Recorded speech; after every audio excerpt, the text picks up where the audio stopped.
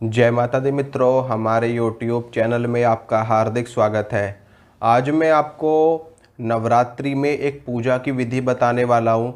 जैसे कि कुछ लोगों को पूजा पाठ करने का समय ना मिल पाया हो, या कुछ लोग व्रत ना रख पाए हो, या माँ भगवती की पूजा पाठ आराधना अपने मन के हिसाब से ना कर पाए हो, मतलब कि नवरात्रि में देवी की पूजा के लिए समय ना निकाल पाए हो, तो उनको एक छोटी सी पूजा बताऊंगा मैं अभी।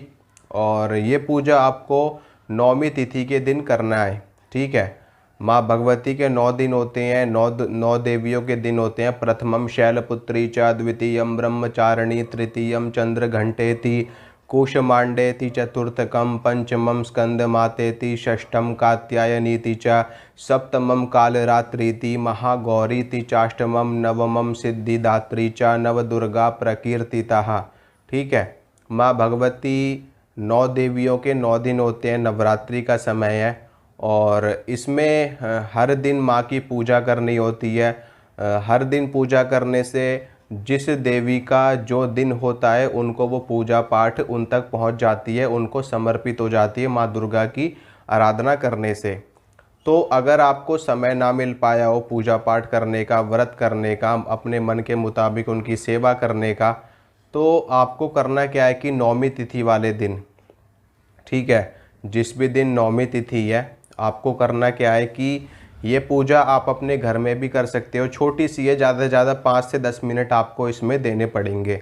अपने घर में भी कर सकते हो, या फिर देवी के किसी भी मंदिर में जा कर के आप कर सकते हो। आपको करना क्या है, आपको लेने हैं 9 पान के पत्ते। 9 पान के पत्ते लेने हैं, और उन 9 पान के पत्तों पर आपको 9 सुपारियां स्थापित करनी है। ठीक है। एक एक सुपारी एक एक दुर्गा के नाम से स्थापित करनी है। जैसे कि पहली माता शैलपुत्री के नाम से, दूसरी माता ब्रह्मचारिणी के नाम से। ठीक है। इसी प्रकार से 9 देवियों के नाम से 9 सुपारी 9 पान के पत्तों पर आपको स्थापित करनी है। वो जो 9 पान के पत्ते होंगे, वो पान के पत्ते खंडित नहीं होने चाहिए, कहीं से भी कटे फटे नहीं होने चाहिए, और पूरा डंडी वाला पान होना चाहिए। ठीक है। कई लोग डंडी तोड़ देते हैं पान का, तो नहीं, वो डंडी सहित पान के पत्ते होने चाहिए। 9 सुपारियों को जब आप उनके ऊपर स्थापित कर दोगे, तो सबसे पहले आपको क्या करना है, उनके ऊपर जल के छींटे आपको मारने हैं। ये सारी पूजा आपको करनी कैसे है, सबसे पहले आपको स्नान करना है। स्नान करने के बाद में शुद्ध वस्त्र आपको धारण करने हैं। शुद्ध वस्त्र धारण करने के बाद में फिर आपको अपने पूजा घर में आना है। अपने पूजा घर में आने के बाद में जो आपका पूजा घर है वहाँ पर आपको साफ़ सफाई करनी है। अगर पहले से ही आपने झाड़ू पोछा साफ़ सफाई कर रखी है, तो फिर उसके बाद में आप सीधा पूजा कर सकते हो। तो 9 पान के पत्तों पे 9 सुपारियाँ स्थापित करने के बाद में शुद्ध जल में थोड़ा सा आपको गंगा जल मिलाना है। गंगा जल मिलाने के बाद में उनके ऊपर आपको छींटा मारना है गंगा जल का। ठीक है। सभी के ऊपर, 9 देवियों के ऊपर जो आपने स्थापित करी हैं सुपारी के रूप में, जल का छींटा मारने के बाद में आपको उनके ऊपर कुमकुम, ठीक है, जिन्हें आप रोली भी कहते हो, कुमकुम उनके ऊपर अर्पित करना है। आप उनको सिंदूर भी उनके ऊपर अर्पित कर सकते हो।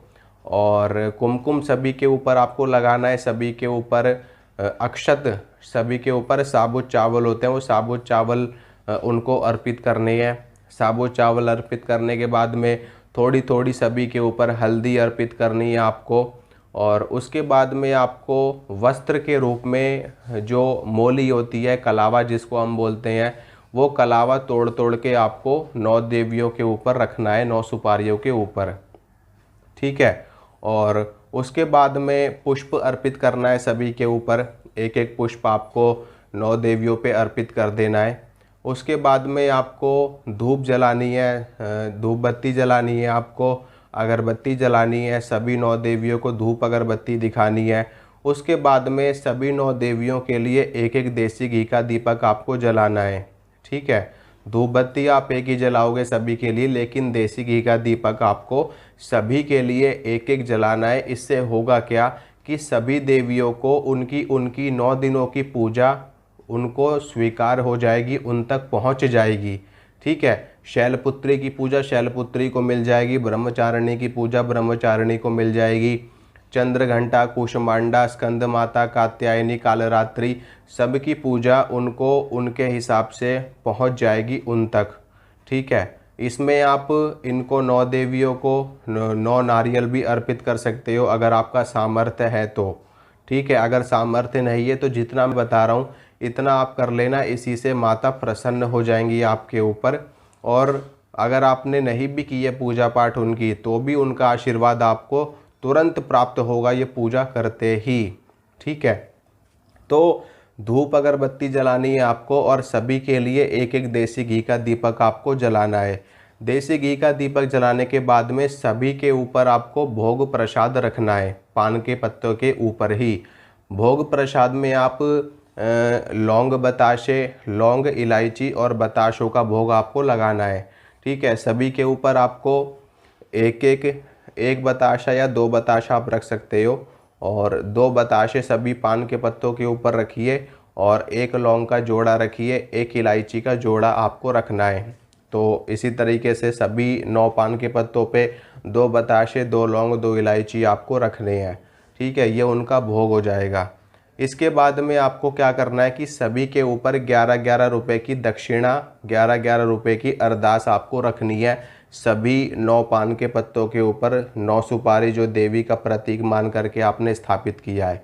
ठीक है, सिर्फ इतना ही करना है। दक्षिणा रखने के बाद में अपनी गलतियों के लिए, अपनी भूल चूक के लिए आपको क्षमा मांगनी है, माता से प्रार्थना करनी है कि जो भी कमी रह गई है वो जैसे भी मैंने आपकी पूजा करी है, जैसे भी मैंने आपकी सेवा करी है, आप इसी से ही प्रसन्न हो जाइए, इसी को ही स्वीकार कीजिए, इसी को ही ग्रहण कीजिए।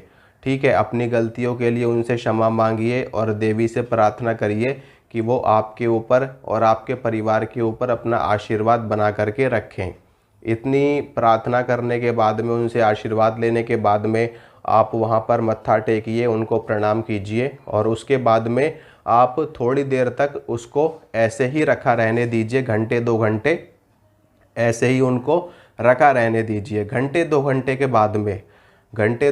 बाद में आप उन सभी पान के पत्तों को उठा लेना, और जो दक्षिणा रखी है 11-11 रुपये की, वो आप कन्याओं में बांट देना। ठीक है, 11-11 रुपये की दक्षिणा कन्याओं में बांट देना, नहीं तो आप देवी के मंदिर में जा कर के चढ़ा देना। जो प्रसाद आपने चढ़ाया था वो प्रसाद आप लोग खुद खा लेना, आपके परिवार के लोग खा सकते हैं, आप खा सकते हो। और जो चावल चढ़ाए हैं वो चावल आप पक्षियों के लिए डाल देना। ठीक है, पक्षियों के लिए डाल देना। जो धूप अगरबत्ती आपने जलाया उसको जल प्रवाह कर देना, विसर्जित कर देना।